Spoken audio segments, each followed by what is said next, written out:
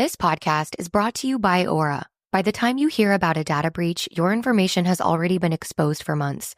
On average, companies take 277 days to report a breach. That's 9 months where hackers have access to your personal data.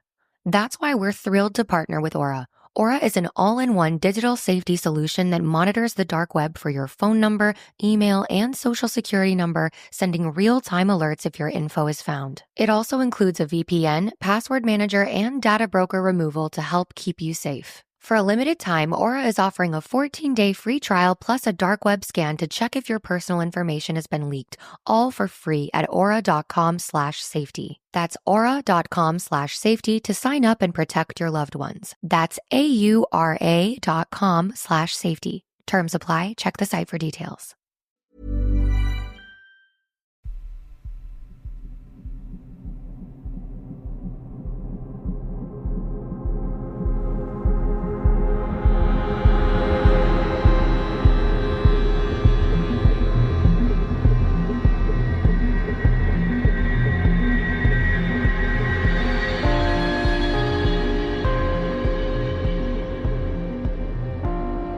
Hello and welcome to mini episode number 440 of Real Life Ghost Stories. And to kick things off this week, we are doing our first ever corrections corner. So in last week's main episode, I spoke about Clifton Hall and completely confused two different Clifton Halls. So there's a Clifton Hall in Cumbria and then there's a Clifton Hall in Nottingham, which are two very different halls, very different places, just with the same name. And that is just poor episode making on my behalf. I should have checked and double checked the research. So yeah, to be really clear, the Clifton Hall that I was talking about in Cumbria is not the same Clifton Hall that was turned into a grammar school and then owned by Rashid. Okay, so I completely confused the two. I also said Henry IV instead of Henry VI, but that was, I had written down the right Henry. I just can't read Roman numerals very well sometimes. So thank you to all the lovely people who very kindly pointed out that I had confused the two, and I mean that genuinely. Everybody was very lovely in their messages, so thank you. And yeah, I can only apologise for not checking and double checking the research on this one. So two different places, both haunted, not the same Clifton Hall, and not the same stories. So thank you to everybody who pointed it out, and thus concludes today's Corrections Corner. And I have 3 spooky stories for you today, and the last story comes from January the 14th, 2025. And story number 1 comes from Louise. Back in the year of 1997, I was going to college on a day release course and working the rest of the week in Wimbledon in London. I met 2 friends, Alison and Maria. Ali was 16 and I was 17 and Maria was 18, and we hit it off as soon as we met each other. During our break from college, we used to go across the road to the Greasy Spoon Cafe and have a fry-up every week. I always looked forward to my college days with them. During that year, studying for our NVQ, we became firm friends and, unfortunately, my nan died from emphysema. I missed a day of college that week. Ali and Maria came to my workplace and left me a card with a little Forever Care Bear keyring, which I still have to this day. A few months later, that year, Ali's nan passed away. So me and Maria bought her a sympathy card and a keyring also. We were all together in the Greasy Spoon sometime after and made a silly joke about who would die in Maria's family so that she could join the keyring group. This was all said in jest, of course. We were coming to the end of our NVQ, which we all passed, and as we all worked locally to the college, we still met up regularly. I was at work one day when I received a phone call from my college to inform me that sadly Maria had died by falling off a slam door train. I was in shock and immediately got in contact with Ali. We met up and couldn't believe this was happening. We made contact with Maria's family and we were invited to her funeral, which was overwhelmingly sad, as Maria was only 19 when she passed away. Her coffin was white and very small, as she was only 5 foot tall and very petite. She was buried and everyone did the usual thing of throwing down a handful of soil. But when it came to mine and Ali's turn, we both jointly threw down a keyring, which gained us some odd stares, but we knew why we did this. Fast forward to 6 months or so later. Me, Ali and our friend Janine, who Maria did not know, were at my flat in Clapham Junction and decided to make a homemade Ouija board to try and make contact with Maria. to find out what happened to her and if she was somewhere beautiful in the afterlife. We started off by all breathing into the glass before turning it over and putting one of our index fingers onto it. We began to ask the usual questions. Is anybody there? And that we were trying to make contact with Maria. Some time passed by and we were beginning to give up when the glass slowly started to move to the letter F. Then it slowly moved to R, A, N and then finally K. I said Frank and the glass moved quickly this time to yes, and we spoke to this Frank for some time and established that he was from East London. He still had family in that area and so on, and we finally asked Frank if he was a good spirit, and the glass quickly moved to no. We then kindly asked Frank to leave the glass, turned it up and began the whole process again. We continued with fresh hope that we could get through to Maria. It took some time before the glass began to move again, when finally it moved slowly to the letter T, and then the letter R. I shouted out Tracy because this was my sister's name, and I thought something might be wrong for some odd reason. The glass then moved to no, and then moved to the letter A and I. Janine, our friend, shouted out train, and the glass moved to yes. We asked if this was Maria. The glass stayed on yes. We asked if she could tell us what happened that day of the accident, and the glass moved to no. We asked if she was somewhere beautiful, and the glass moved to yes. We asked a few other things. I can't remember all of them as this was such a long time ago. But we asked if she'd received our keyring, and she said yes, and finally she spelled out, I miss you both. There was only me, Ali and Janine doing this on that day. Maria had never met Janine, hence saying that she missed us both. Later that evening, we all got a bit drunk and dressed up in silly makeup and decided to wear underwear over our clothes. We took some photos, and in one of them, a very strange, brightly lit figure appeared which resembled a head and shoulders. This photo was not discovered until a couple of weeks after the event, as back then I used to take my photos to Boots Chemist to be developed. We were all astonished to find this weird photo, and it seemed to confirm that maybe we really did make contact with Maria that day. Or maybe it could have been Frank or someone else. But we like to think it really was Maria, and she really is somewhere beautiful and at peace. Now look, it would be remiss of me not to do the PSA, which is, don't play the Ouija board. But also, in this instance, I can see that it was a positive experience, and I hope that it gave you guys some closure. Also, as always, photos will be on Instagram, Facebook and on Patreon. Louise, it must have been so difficult to lose your friend so young and in such kind of tragic, awful circumstances. So I can understand why you'd be like, we need to contact her, we need to figure out if she's somewhere better. I'd admittedly be less enamoured with Frank, you know what I mean? I'd be like, Frank, please, I don't want to be talking to you, Frank from East London, alright? You're saying you're a bad guy, I'm not interested. And I am really curious about this idea of breathing into the glass. So you said that all three of you breathed into the glass before you began. And I know obviously lots of people do Ouija boards, like homemade Ouija boards with glasses. But I've never heard of people breathing into the glass. That's so interesting. And I presume it's something to do with like your essence or your spirit or whatever it is, breathing life into the glass.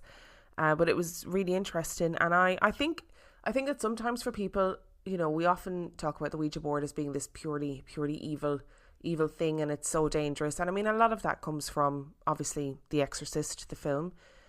And I think it is also important to remember that the Ouija board was created as like a parlour game, a date night game.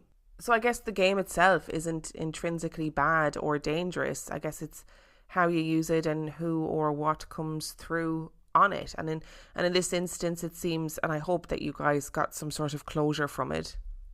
And I also think it's such a beautiful thing to throw in the keyring with her, you know, when she was buried. I think that's such a beautiful thing to do, especially when you guys, that had been your tradition when there was a loss, that you would end up with a keyring. And I think that was such a gorgeous little thing to do. This podcast is brought to you by Aura. Imagine waking up to find your bank account drained, bills for loans you never took out, a warrant for your arrest, all because someone stole your identity. Hackers aren't waiting. Why are you? That's why we're thrilled to partner with Aura. Your personal data is a goldmine for hackers, and Aura helps lock it down. Aura monitors the dark web, blocks data brokers from selling your information, includes a VPN for private browsing, and a password manager to secure your accounts before criminals break in. For a limited time, Aura is offering our listeners a 14-day free trial plus a dark web scan to check if your personal information has been leaked, all for free at aura.com/safety. That's aura.com/safety to sign up and start protecting yourself and your loved ones. That's aura.com/safety. Terms apply. Check the site for details. And our second story today comes from Carmen, David, Arianna and Natalia. My dad bought his house in the late 1970s in Orange, California. It is a historic home as it was built in 1911. It even has a basement. In 1989, he added a back apartment to the property. Growing up in the 90s, my room was in the front right corner. I used to feel the bed move all of the time, and my stuff would go missing pretty frequently as well. I was a kid. I never thought much of it.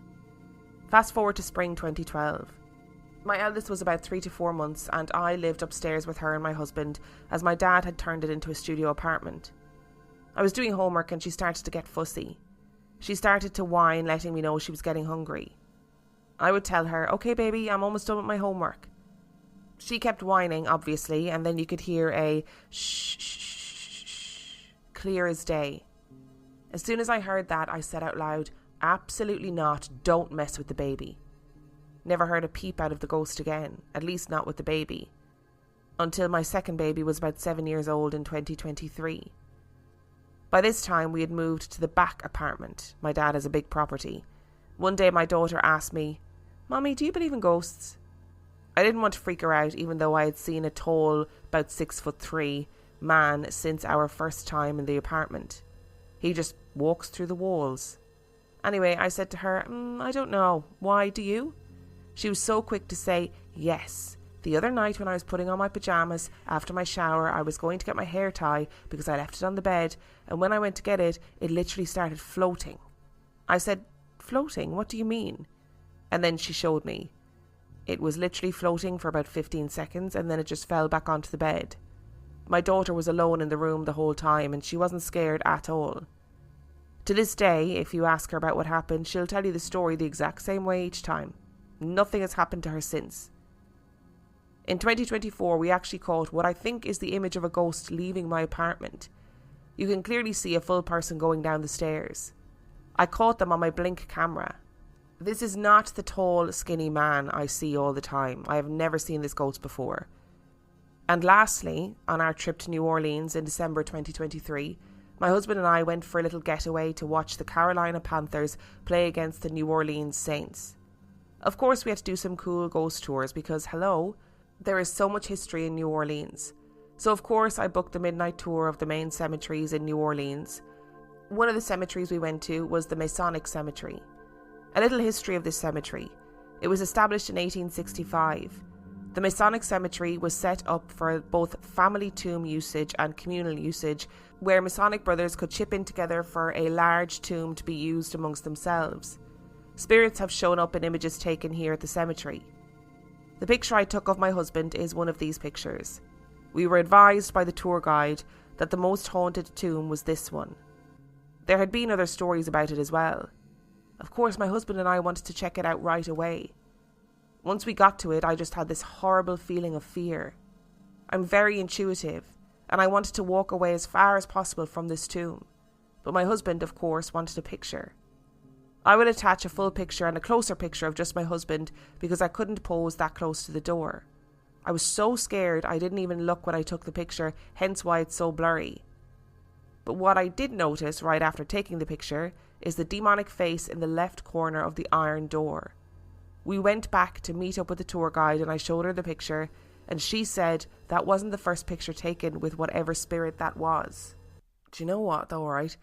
I know that obviously, your dad had bought this house and it was built in 1911, and when you're a kid weird things would happen all the time, but when you're a kid you don't really take much notice of strange things, or maybe you're just more accepting of strange things. You're just like, well, that was weird, and you kind of move on, right? Whereas as adults we kind of dwell on things or try really hard to dismiss them.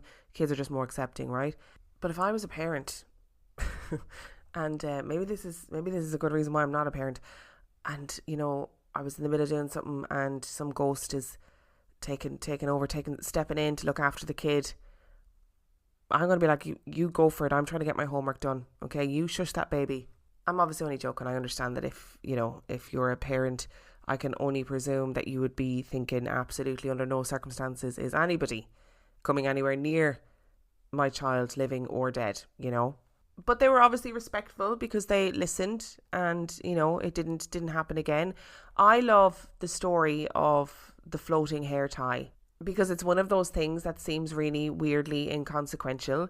And I love that your wee girl was just like, okay, well, that's what happened. How weird. I saw my hair tie floating. So it floated up into the air, 15 seconds, fell back onto the bed. And people can say what they want about this, about it being, maybe it was a draft or maybe a window was open. No, stop that, okay? Not everything can be explained by an open window or a draft. Sometimes bobbins float up into the air and we kids are witness to it, and they just accept it and they move on. A bobbin is what I refer to a hair tie as, by the way. I just realised I said bobbin and not hair tie. But that does sound very attention-seeking. That sounds like whatever it was wanted your wee girl to take notice, and be like, hello, I'm here. And I, as I've said a million times, that I would love to go to New Orleans at some point.